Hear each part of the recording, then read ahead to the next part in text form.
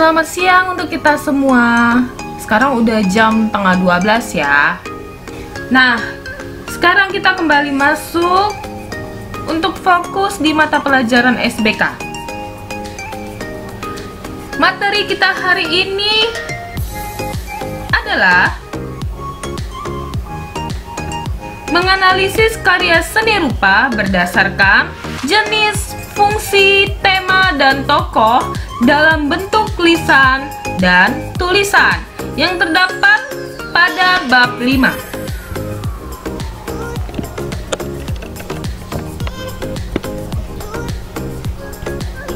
Untuk tujuan pembelajaran kita hari ini ada 3, yaitu pertama, menganalisis jenis, fungsi, dan tema dalam karya seni rupa. Kedua, mengamati dan mengenali tokoh-tokoh seniman dan karyanya. Ketiga, menganalisis karya seni rupa hasil karya seniman Nusantara, baik secara lisan maupun tertulis.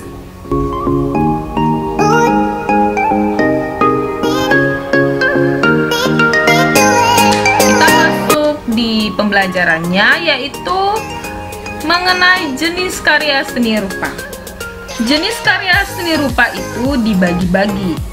Ada yang berupa seni rupa murni, ada yang berupa seni rupa terapan.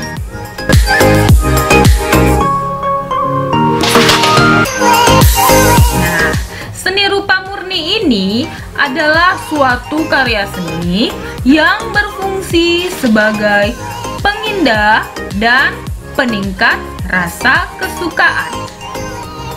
Sedangkan seni rupa terapan adalah suatu karya seni yang dibuat dengan tujuan praktis dalam kehidupan sehari-hari yang mengandung nilai fungsi tertentu di samping dari nilai seni yang dimilikinya.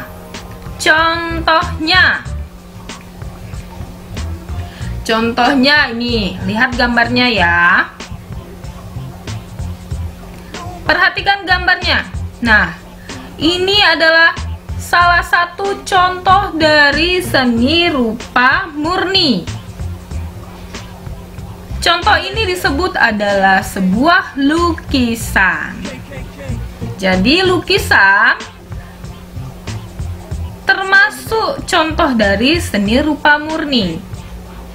Ingat ya, sudah dijelaskan 2 kali. Lukisan adalah salah satu contoh dari seni rupa murni.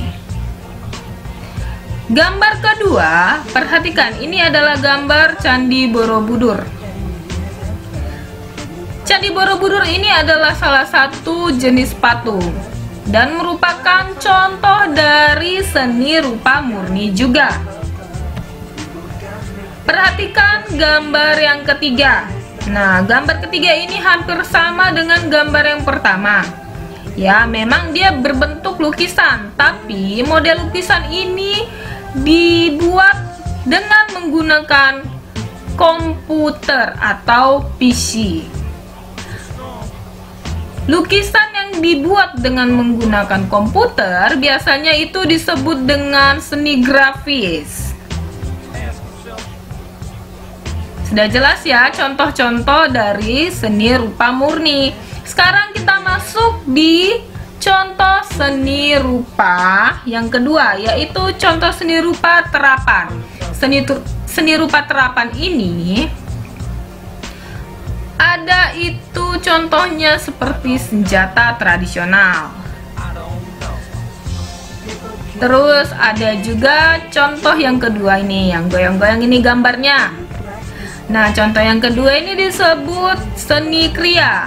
Jadi kriya ini ada banyak macam ya. Ada kriya batu, ada kriya kayu, dan ada juga kriya yang lainnya.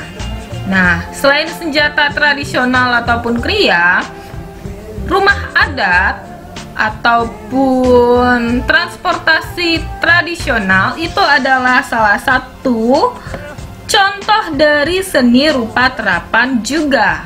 Diingat ya. Oke, kita masuk di slide berikutnya, yaitu mengenai fungsi seni. Nah, fungsi seni ini sangat berbagai macam, tergantung dengan siapa dan di mana. Siapa dan di mana? Siapa itu siapa? Nah, siapa ya? Siapa itu seperti perupa murni. Nah, tujuan perupa murni ini yaitu tergantung dengan personalnya sendiri. Yaitu fungsi seni bagi perupa murni adalah sebagai media ekspresi. Sedangkan siapa yang kedua adalah siapa apresiatornya.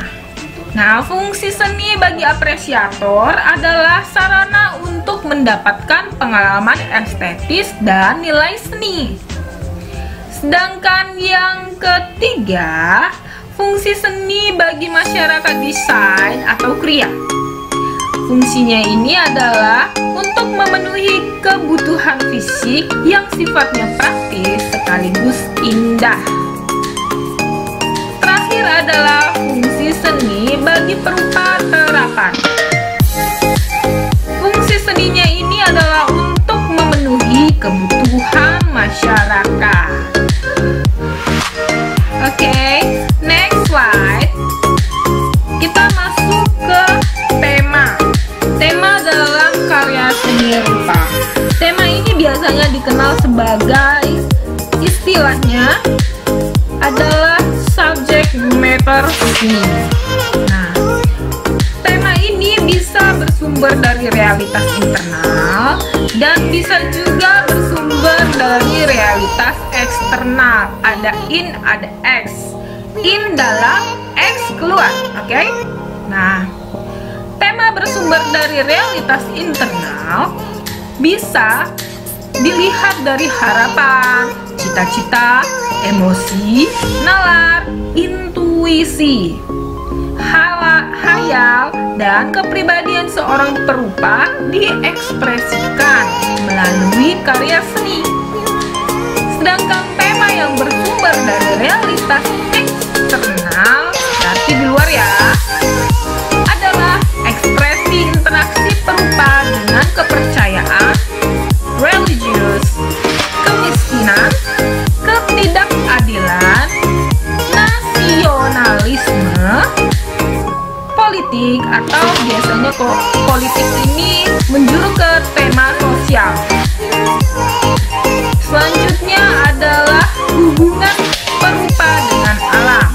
Nah, diambil di sini adalah tema lingkungan dan masih banyak lagi contoh-contoh dari tema yang bersumber realitas eksternal.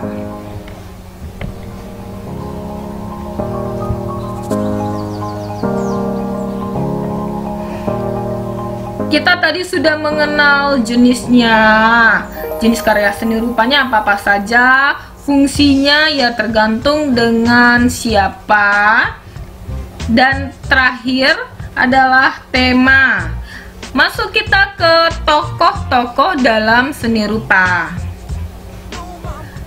Tokoh-tokoh seni rupa yang di Indonesia saja ya. Tokoh-tokohnya yaitu ada seperti Abdullah Suryo Subroto. Tokoh kedua ada Avandi Sasmita Wiyana. Tokoh ketiga Barli Sasmita Wiyana. Nah, Avandi dan Barli ini adalah saudaraan. Saudaraan yang bagaimana?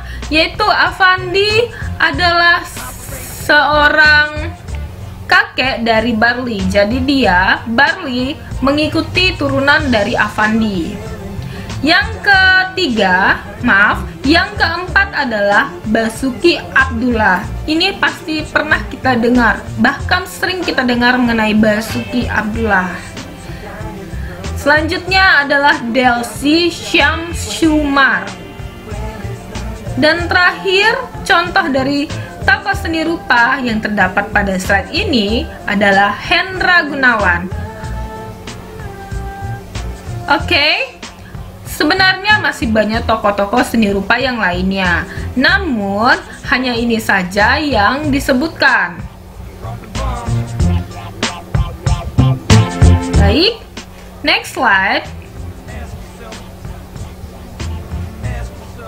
Yaitu mengenai proses pengkajian seni rupa dengan pendekatan saintifik. Nah, prosesnya ini berdasarkan saintifik. Saintifik itu apa sih? Saintifik itu ada mengamati, menanyakan, mencoba, menalar, dan menyajikan. Sedangkan apa-apa saja yang terdapat dalam proses ini, yaitu ada 4 aspek. Ada aspek visual. Aspek visual ini adalah menguraikan keberadaan rupa dengan kata-kata. Aspek visual.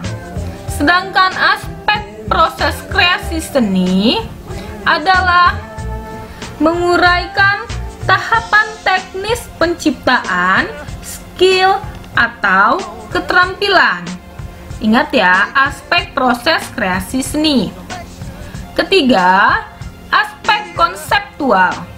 Aspek konseptual adalah menemukan inspirasi dan gagasan seni. Terakhir adalah aspek kreativitas. Aspek kreativitas adalah menetapkan tingkat pencapaian kreativitas. Sekian dari pembelajaran hari ini dan sampai jumpa. Terima kasih tepuk tangannya. Sampai jumpa di pertemuan selanjutnya. Goodbye.